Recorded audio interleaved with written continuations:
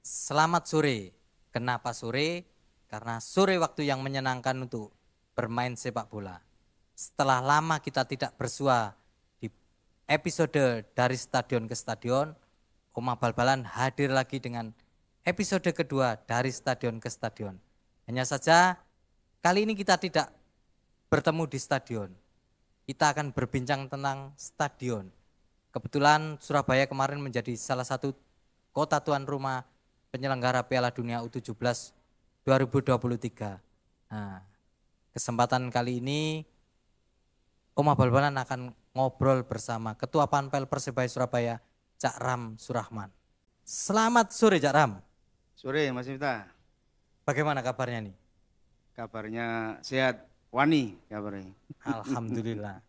Kelihatan tambah Tambah gemuk. gemuk ya. Kebetulan beliau ini teman masa liputan Persebaya waktu Ya, dulu. Cuma sekarang berbeda peran. Cak Ram, Piala Dunia U17 Surabaya menjadi salah satu kota penyelenggara. Cak Ram sebagai ketua Panpel Persebaya, sebagai orang yang selama ini dalam tanda kutip ikut ngopeni Gelora Bung Tomo, kemarin ikut terlibat tidak dalam kepengurusan Panpel di Surabaya ini? ya kemarin kemarin dapat tawaran untuk bergabung di kepanitiaan Piala Dunia. Terus ya ada tiga orang ya di Persebaya itu. Saya, Alek di security officer sama satu teman di ticketing. Ah, selama ikut di gelaran Piala Dunia itu Cak Ram, apa yang membedakan antara ketika Cak Ram sebagai ketua Panpel di Persebaya dengan yang digelar oleh FIFA di Gelora Bung Tomo? Jadi waktu dapat tawaran itu saya pribadi sama teman-teman yang diajak memang nawaitunya itu memang belajar ya. Belajar. Jadi ini ada event Piala Dunia yang entah kapan lagi akan ada hadir di Indonesia khususnya di Surabaya di Gelora Bung Tomo. Nah, kemudian jadi ya niatnya memang belajar. Selama mulai dari tanggal 13, 16 terus sampai tanggal 21 kemarin saya pribadi ya itu juga pakai prinsip ATM. Jadi kami amati, tiru dan akan melakukan modifikasi. Jadi hari ini tadi kami Panpel juga melakukan pertemuan di kantor beberapa hal yang kemarin dilaksanakan di Piala Dunia coba kita adopsi kira-kira memungkinkan enggak untuk bisa diterapkan besok pertandingan di Persebaya. Nah, kalau secara pribadi saya mengamati penyelenggaraan pertandingannya Persebaya ini kan terlihat sempurna ya caranya karena ada sekat-sekat ring di menuju Gelora Bung Tomo ya. Yeah. Dan ketika supporter masuk itu tiketingnya tidak di pintu masuk tapi di luar ya. Yeah. Nah, hal yang membedakan ketika Persebaya dengan kemarin Piala Dunia apa saja Jaram yang sekiranya sangat berbeda? Yang pasti soal parkir itu berbeda ya. Jadi kemarin kan pakai shuttle itu yang. Ya. Jadi hari pertama saya kira semua tahu sempat terjadi kredit ya waktu keberangkatan maupun kepulangan. Terutama kepulangan kemarin sempat ada yang sampai 2 jam untuk nunggu jemputan. Itu yang memang bagi kita selama ini tidak terlalu oke waktu yang model shuttle itu. Tetapi itu nilai plusnya adalah ketika orang datang ke sana itu memang benar-benar steril, tidak ada. Jadi kemarin di Piala Dunia itu ring, kalau kita sebut ini ring 2 atau di inner parameter yang di dalam itu yang dekat kan, itu memang clear, tidak ada. Terus kemudian parkir itu juga ya memang kan memudahkan untuk pengaturan ya di luar dan sebagainya. Tetapi kalau nanti untuk karakter penonton kita kayaknya juga masih belum mungkin oke lah sesekali karena ini Piala Dunia orang kemudian dipaksa untuk berubah. Tetapi dari sisi safety saya kira yang soal parkir itu kami akan tetap teruskan seperti yang sudah berjalan. Parkir boleh di dalam tetapi ya tadi salah satu perbedaan itu kan sistem tiketing ya. Kalau Piala Dunia kemarin kan cukup barcode terus kemudian ada di HP itu memang mempermudah para penonton yang mau datang. Tetapi titik lemahnya adalah ketika ada yang coba-coba dia datang, tetapi barcode-nya itu barcode palsu katakanlah. Nah, terus itu kan bisa menimbulkan chaos itu di tiap gate yang mau masuk itu. Itu kadang-kadang juga saya kira kalau kami di Perspek kayaknya belum berani menerapkan model seperti itu. Kami akan tetap jalankan model tiket bergelang sambil mereka menukarkan di masing-masing di Persebaya Store yang sudah ada. Kayaknya itu yang kami akan tetap. Tetapi pelajaran lagi yang kami dapat itu adalah tiket bernomor kursi itu. Ya. Dari kemarin mereka berjalan di Piala Dunia, kebetulan saya juga ada di tiketing, saya amati yang di tribun itu seperti apa dan mereka berjalan. Tadi kami sudah melakukan coba menjajaki apakah memungkinkan, karena itu persoalan tiket bernomor itu tidak semata-mata di lapangan. Itu mulai dari hilirnya itu, dari waktu orang pesen tiket. Jadi sebelum ini kami ini sebenarnya juga sudah sebelum Piala Dunia kemarin kami ini sempat merumuskan bagaimana tiket yang bernomor seperti di Gedung Biskup itu bisa diterapkan di kategori superfan VIP. Jadi orang ketika nanti dia masuk di dashboard itu terus dia ada pilihan nomor kursinya di mana. Itu kemarin sebenarnya kita mau jajaki ke sana. Dan mungkin besok kami waktu lawan Persija, kami akan terapkan tiket bernomor itu, tapi mungkin kita lokalisir dulu di Superfan nanti itu. Soal ketegasan juga menjadi hal yang ini ya, cara menjadi pelajaran penting ya. Karena kemarin kalau tidak salah melihat, karena saya melihatnya dari televisi, ketika pertandingan pembukaan itu kan ada presiden beserta ibu negara. Nah, kalau pengalaman di Gelora Bung Karno kan memang sesuai dengan nomor, sesuai dengan nama. Kemarin kalau lihat dari televisi itu kan mungkin penonton juga lihat dari televisi, ketika presiden dan ibu negara datang ternyata ada cucunya presiden dan ibu negara tidak bisa duduk di kursinya karena harus diperuntukkan untuk cucunya ya. Akhirnya ibu negara yang duduk di kursi di bawah. Ini sebuah ketegasan seperti itu jadi pelajaran penting nggak, Caram? Karena kan budaya di Indonesia ketika saya sudah dapat nomor di sini, ketika boleh tukar nggak hal-hal seperti ini?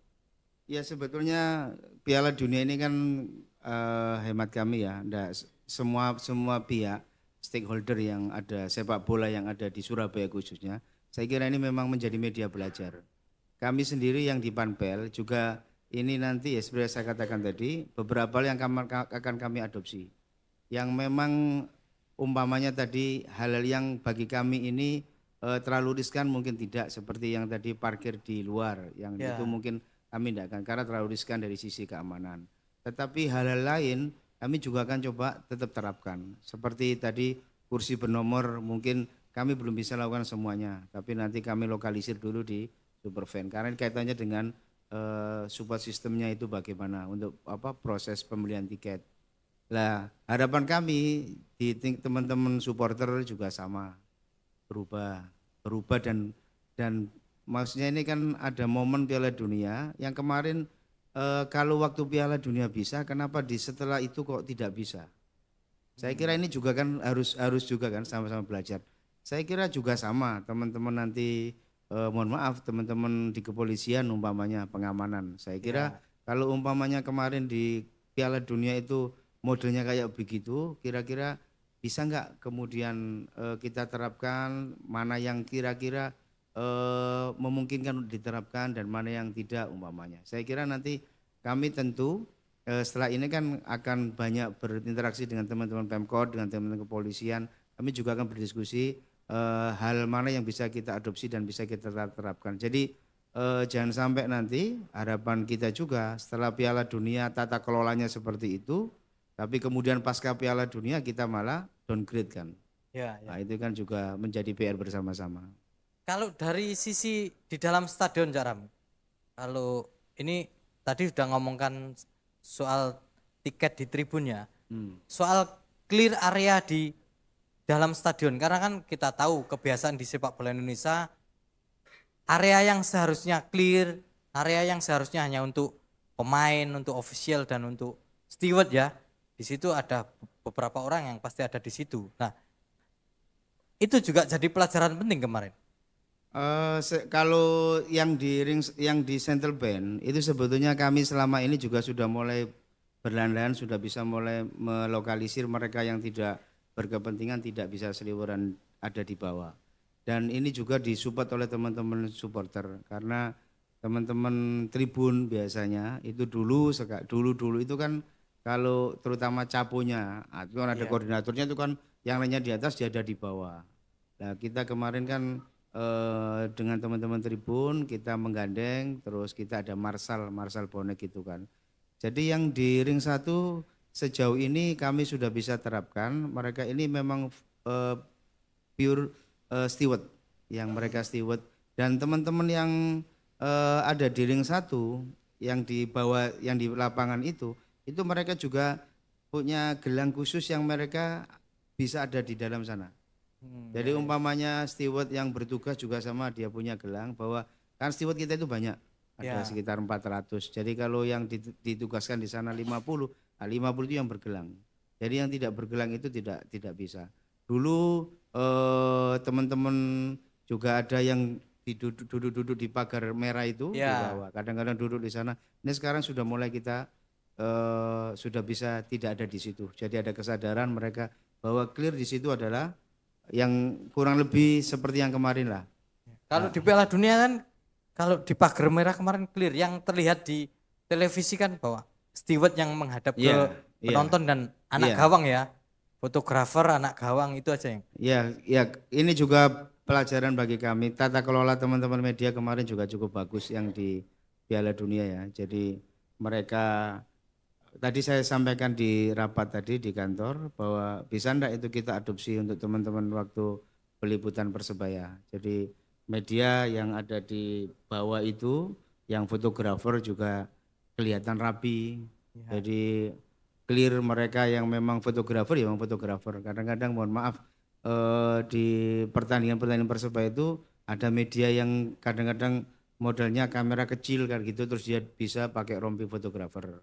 Atau kadang-kadang ini juga jadi perhatian kami, mereka yang kadang-kadang ngomong sebagai jurnalis sudah dikasih akses, tapi kadang-kadang untuk konten YouTube atau Ini kan juga kemarin saya kira clear waktu pelaksanaan Piala Dunia ya. Saya kira nanti ini juga tadi saya sampaikan ke teman-teman media, mungkin itu barangkali juga bisa belajar ke teman-teman media yang di Piala Dunia kemarin. Dan yang juga krusial di Gelora Bung Tomo Jaram, soal transportasi, mungkin sekarang kemarin di Piala Dunia ada contoh ya, ada shuttle, lalu jaringan internet ini kan Gelora Bung Tomo ini kan kalau dibilang agak jauh dari jangkauan, sehingga dan di Piala Dunia kemarin semua bisa berjalan sangat lancar karena pakai sistem barcode, ternyata semua bisa. Nah, kedepannya itu dari sisi Persebaya memungkinkan nggak komunikasi kerjasama dengan pihak operator telekomunikasi untuk agar ketika pertandingan Persebaya bisa seperti itu. Apalagi kalau ke depan di Gelora Bung Tomo bisa menggunakan VAR ya di sana. Ya, rencananya nanti Februari ya. Iya. Jadi sebetulnya soal sinyal itu ya, itu sebenarnya jauh hari sebelum Piala Dunia, itu sebenarnya memang jadi atensi tidak hanya di Kepanpelan, tapi juga teman-teman kepolisian. Karena waktu itu komunikasi itu selalu trouble. Nah itu saya juga tahu pasti beberapa kali rakor di kepolisian itu teman-teman dari Telkomsel itu juga diundang. Gimana itu sampai nggak ada solusi. Harapan kami ya, kalau kemarin di Piala Dunia lancar, saya kira ya itu juga jangan sampai dikurangi juga. Jadi besok waktu kalau pertandingan-pertandingan selanjutnya ya juga sama seperti pelayanan di Piala Dunia, khususnya dalam jaringan komunikasi itu. Karena ya jangan sampai nanti hanya khusus untuk Piala Dunia, setelah itu alatnya dicopotin, besok kita kembali lagi. Kalau Pak Kabak Polrestabes dulu Pak Tony bilang, ini kita di GBT kayak di dalam hutan saja. Jadi kita. Secara general Caram, karena kan selain Surabaya, Solo, juga Bandung dan Jakarta sama-sama menjadi kota penyelenggara.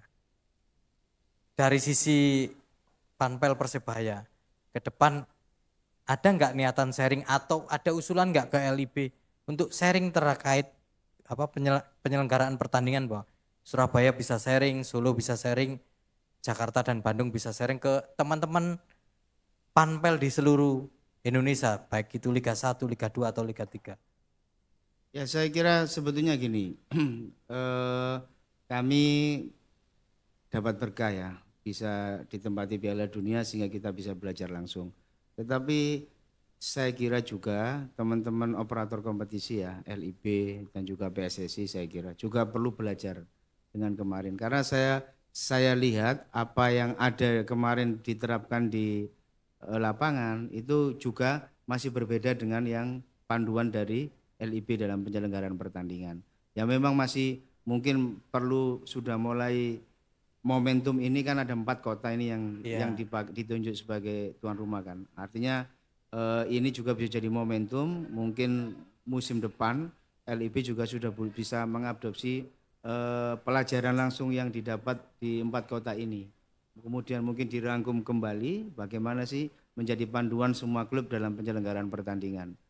Kalau dari sisi Cak Ram sendiri, hal yang memungkinkan untuk diadopsi terutama di, ya kita belum bisa bicara kalau mungkin di Liga 2, Liga 3 mungkin enggak. Untuk Panpel di Liga 1, hal yang sangat mungkin diadopsi dari penyelenggaraan Piala Dunia kemarin. Ya tadi saya sampaikan ya, memang ini kaitannya sama infrastruktur ya. Mungkin nanti mungkin di beberapa klub Liga 1 juga infrastrukturnya tidak sebagus yang kemarin jadi venue Piala Dunia ya. Jadi mungkin tiket per nomor itu kan hal baru kan. Saya kira di Indonesia belum ada yang melaksanakan tiket per nomor, terus tadi steril yang di settlement itu, terus pengelolaan media itu kan kalau mungkin kemarin saya amati sekilas di media itu juga mix zone. Kalau selama ini kan kalau di GBT pakai yang jalur merah itu yang pintu keluar kan. Kemarin kayaknya kan dipindah ke dekat Preskon, arena Preskon itu. Jadi kemudian penempatan kan juga begini juga. Kemarin juga di lapangan itu kenapa sih tayangannya beberapa tayangan Liga 1 itu kok berbeda dengan Piala Dunia? Iya. Itu kan kemarin juga jadi pertanyaan begitu kan. Padahal yang saya lihat di lapangan yang jalan ya teman-teman biasa ambil di Liga 1 yang teman-teman, tapi kok berbeda hasilnya itu gitu loh. Saya kira ini kan juga masukan juga buat operator liga maupun pihak nanti HB ya. Bagaimana sih tayangannya itu kok bisa berbeda? Artinya itu orangnya sama, objeknya sama, terus yang menjalankan juga sama, tapi outputnya antara tayangan yang keluar di Liga 1 sama yang kemarin di pertandingan FIFA berbeda. Jadi ini kan juga mungkin ya tadi saya katakan ini semuanya belajar. Jadi mana yang bisa dilakukan dan moga-moga nanti setelah Piala Dunia ini musim depan kompetisi kita juga lebih bagus lagi, lebih berkualitas lagi. Ini ulasannya sangat menarik ini. Ini terakhir ini, pertanyaan terakhir kembali ke Persebaya. Kalau yang memungkinkan diadopsi di Persebaya, karena Cak Ram tadi sudah rapat ya di internal, yang mungkin diadopsi dalam jangka pendek dan jangka panjang, karena kemarin GBT sudah diberikan contoh yang sedemikian gamblang ya, yang sangat mungkin diadopsi untuk diterapkan di GBT sendiri. Yang jangka pendek nanti lawan pertandingan Persija kita akan kursi bernomor di Superfan ya. Superfan dulu, itu nanti akan kita coba adopsi.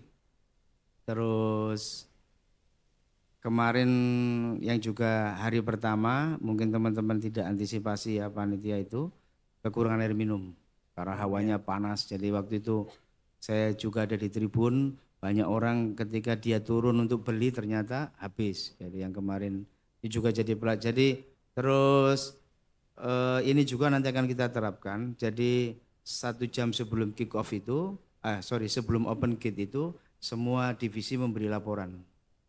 Nah, selama ini besok juga kami juga akan semua divisi memberi laporan, dan berapa kan kita ini ada tiket yang terjual sama komplimen sama orang yang hadir.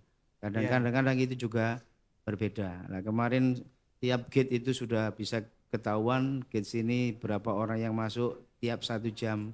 Nah, besok juga nanti akan kita adopsi sehingga nanti kita tahu jumlah real orang yang ada di dalam di area stadion itu berapa, yang ada di ring 2 yang dalam itu. Jadi juga nanti yang hal-hal kecil itu yang kelihatannya kecil tetapi nanti saya kira juga penting kaitannya sama ketika kami harus lebih rapi di dalam penyelenggaraan pertandingan ya. Karena jujur saja selama ini berapa sih orang jumlah yang ada di dalam, kadang-kadang kita enggak Dan kemarin yang kami juga bisa ini kan, bahwa semua orang mau pemegang komplimen, mau beli, ataukah dia itu mau bertugas di dalam, semuanya melewati gate yang itu, yang gate yang berbarcode tiket ya? Iya, gate berbarcode itu. Jadi semuanya kedeteksi di gate A berapa, B berapa, D berapa, E berapa. Ini mau apakah dia ini mau mohon maaf mau jadi pengamanan tertutup atau apa, semuanya berbarcode. Jadi tahu bahwa berapa orang sih ada di dalam itu. Itu kan bagus juga untuk kaitannya safety kan. Ya. Baik itu safety keamanan maupun kalau ya semoga tidak terjadi, tapi kalau ada hal yang bersangkut dengan kesehatan itu ya. Benar. Ini sangat menarik nih, dan semoga pengalaman berharga kepanitiaan pertandingan di Gelora Bung Tomo, juga di Manahan Solo, di Jalak Harupat dan di JIS bisa didiskusikan bareng, dirangkum bareng apa yang baik bisa diadopsi untuk sepak bola Indonesia. Begitu ya caranya? Oke. Mungkin itu dulu kawan-kawan obrolan kali ini. Yang jelas kalau dari sisi saya ada banyak hal yang menarik yang diungkapkan oleh Cak Ram, dan semoga bisa jadi pelajaran bersama. Sekian dulu obrolan di Pusat Informasi Piala Dunia U17 2023 di Surabaya. Sampai bertemu di obrolan yang lainnya. Terima kasih banyak Cak Ram atas waktunya. Selamat sore.